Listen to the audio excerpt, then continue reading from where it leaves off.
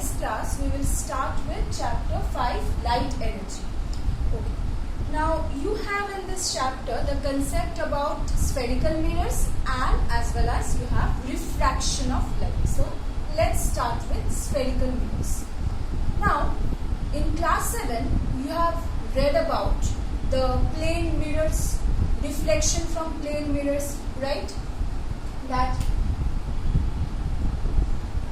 one side is polished and you have a plane surface on which if light is incident, it bounces back to the same medium. We call it reflection, and in this case reflection from a plane mirror. We have learned about plane mirror. We have learned about the different characteristics of images also formed in a reflection due to plane mirror, right? Now, mirrors are not always plane mirrors.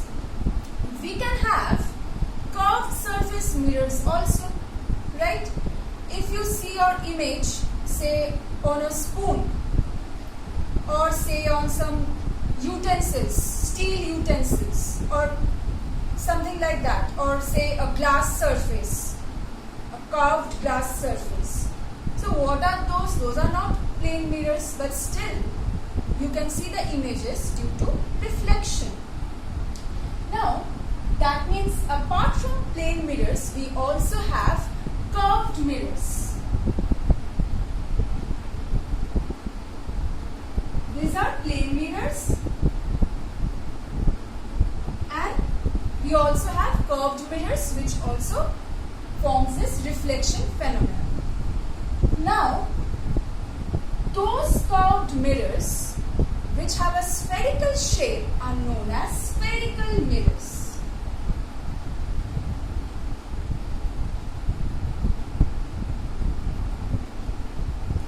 For example, I'll just give an example of the curved mirrors, how you can, this example you have in your book also. You will find that if you take a spoon, you will find this surface, which is carved inwards. If you hold your face in front of this surface, you will find inverted image of yourself. Inverted, upside down. You will say your inverted face. But if you see your face on this side, the part which is bulging outwards, you will find the norm, that means no inversion. An erect image you will find. You will find your image of your face as it is. No inversion. So see, two types of surfaces, two different types of images we are getting. That means one we are getting inverted, this side we are getting erect image. Now based on this type of things, we have two types of spherical mirrors. Okay, so first of all, what is a spherical mirror then? If you have a glass sphere, a spherical shaped glass, out of which a part is taken,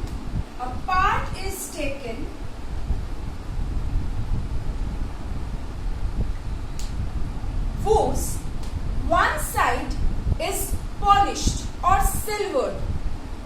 Say if I polish this side, then we have the inner surface not polished. Again, see, a spherical shaped glass,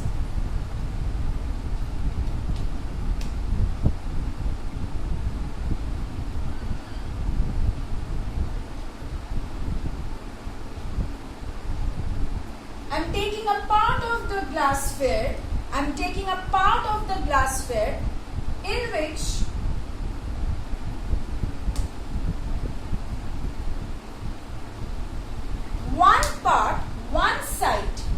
one side is silvered. This is the silvered or polished side. Again, this is the silvered or polished side. See, in this type of mirror, so basically what are spherical mirrors? Spherical mirrors are a part of glass spheres cut out such that one part is polished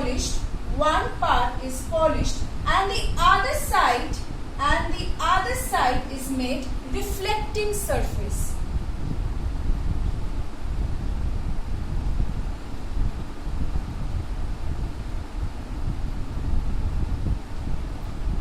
See, notice this.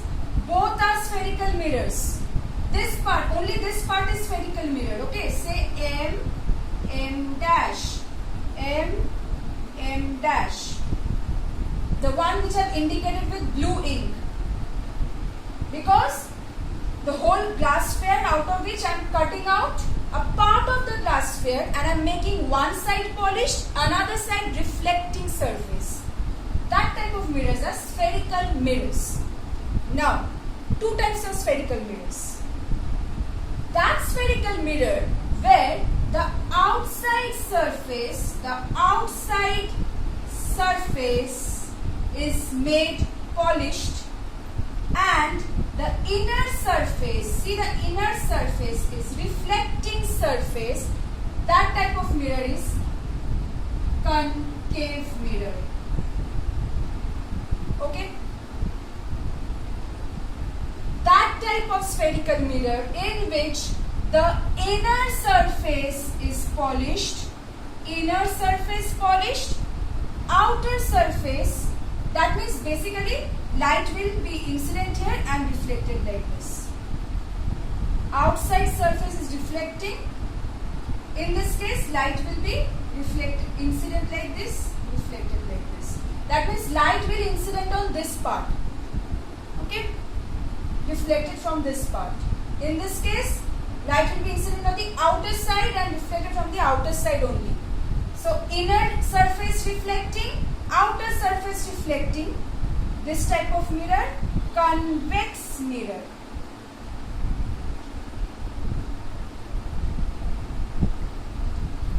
So basically, just consider this.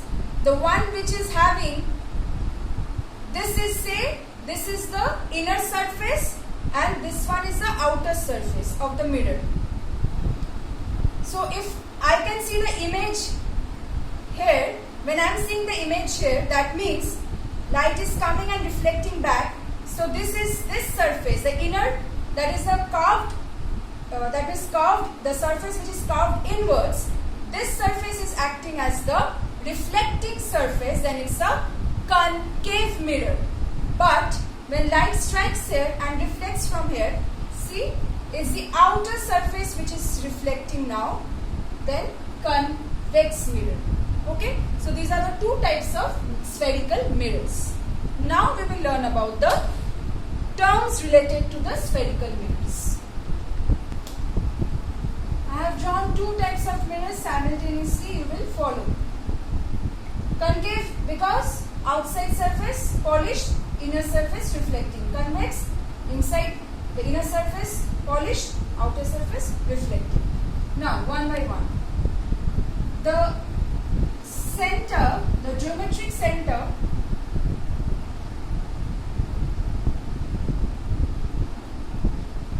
used for drawing the spherical mirror, that is the center of curvature. Simply the center of the geometric center of the sphere is the center of curvature.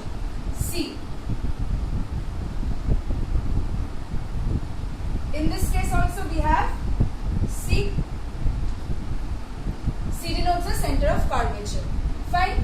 Now, next is the geometric center of the spherical mirror.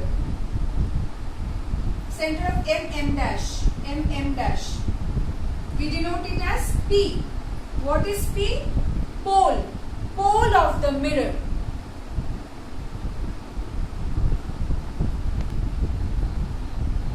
Done. Next is the straight line joining the center of curvature and the pole. Straight line joining the center of curvature and the pole and passing through them. Say PX. Say PX. PX is the principal axis. The straight line joining center of curvature and pole. This straight line is the principal axis. So on the principal axis lies the center of curvature and pole for both the mirrors. Okay. Next is the distance between the center of curvature and the pole. Center of curvature and the pole. This distance, this much,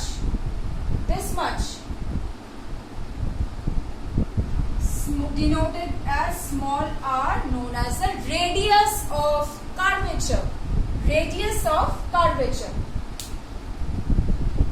Now, okay, so we have done pole, center of curvature, pole, then we have done the principal axis and radius of curvature. Next, let's first do what is the aperture of a mirror. It's the area of the mirror through which reflection takes place. Now, it can be described in two ways. First one is a linear aperture. What is that? It's a line joining the two extreme points of the spherical mirror. Linear aperture, mm dash, mm dash. And the angle which the 2 points will make, see this angle,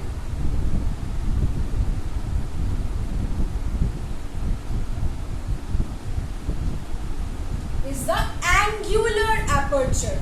The angle which mm dash is making at the center of curvature. This angle is the angular aperture. Okay, so linear aperture, angular aperture done. Now let's come to the remaining 2 points.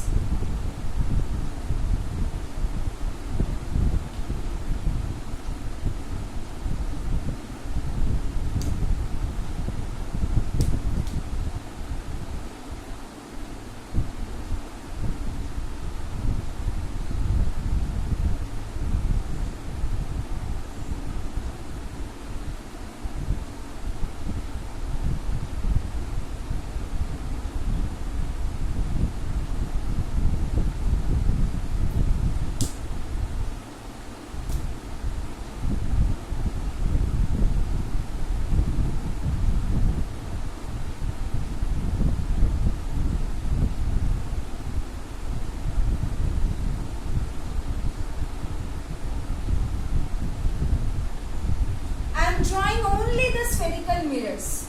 You will find in this chapter, each and every time we won't draw the whole sphere, only the mirror part we will draw. Concave, convex, right? So pole, center of curvature, I hope you know now. What is this line? Principal axis. This line, principal axis. Now, those rays which come from infinite distance are considered to be parallel to principal axis.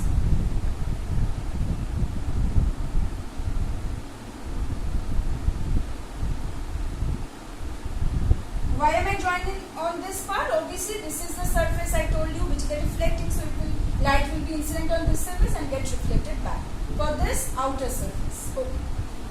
Now those rays which are parallel to principal axis. Now one more thing very important. Whenever in this chapter you will draw this rays of light, always use this arrow signs. Don't forget to give this arrow signs, because if you don't give, it does not make any sense where the light is coming from, whether the light is going away. It doesn't make any sense. This means the light is falling on the mirror. And if I make the sign this means light is reflecting back from the mirror. So please don't forget to give the sign. So after reflection, the rays parallel to principal axis, after reflection, it is found that they meet at certain point.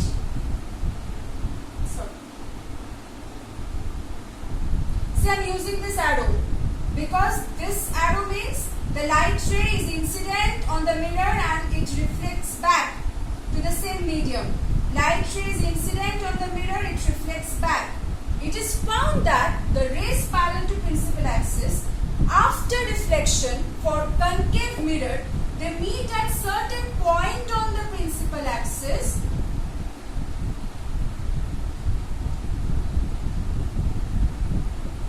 That point is denoted as capital F. Capital F. What does capital F stands for? Focus or principal focus. Okay. What about this? Rays coming parallel to principal axis. After reflection from this type of mirror, they diverge. That means they sprayed away. So if you just extend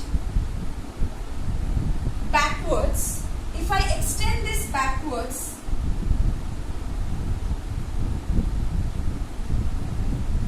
see, I am getting a point on the principal axis. So it seems that the rays after reflection, these are the reflected rays. You can see the arrow and understand. Incident ray, reflected ray. Just with the help of arrow we are denoting.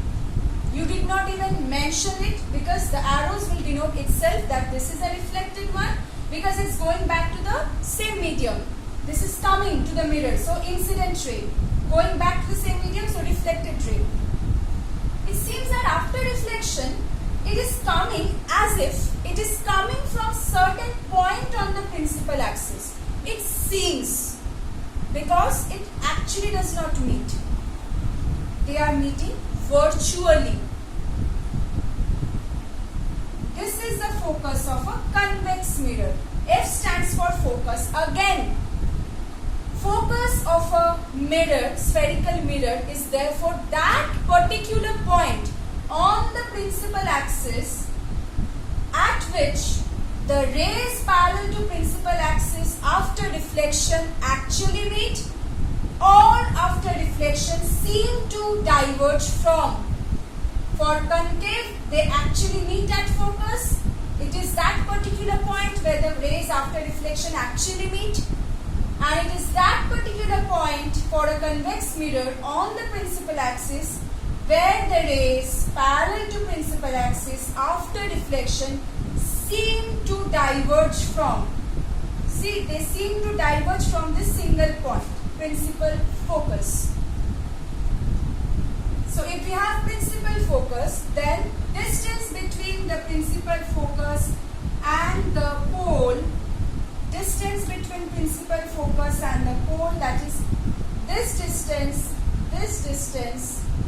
PF, in both the cases, PF, this distance is known as the focal length.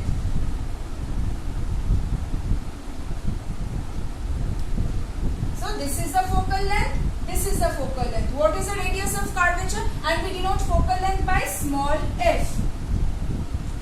So in these mirrors, this is the radius of curvature, distance between center of curvature and pole, radius of curvature, focal length. And it follows a relation f, that is focal length, is always half of the radius of curvature. This for this also. So if radius of curvature is 8 cm, focal length will be 4 cm for this mirror also. If this one is 8, this will be 4. Okay. So we have covered all the terms related to spherical mirrors. Go through the parts. I'll keep the video till this. Please go through the different terms related to spherical mirrors, the two types of spherical mirrors, and we'll start with the ray diagrams next day. And after that, we will continue with the uses of spherical mirrors, and then we'll come back to real and virtual image. So that's all for today.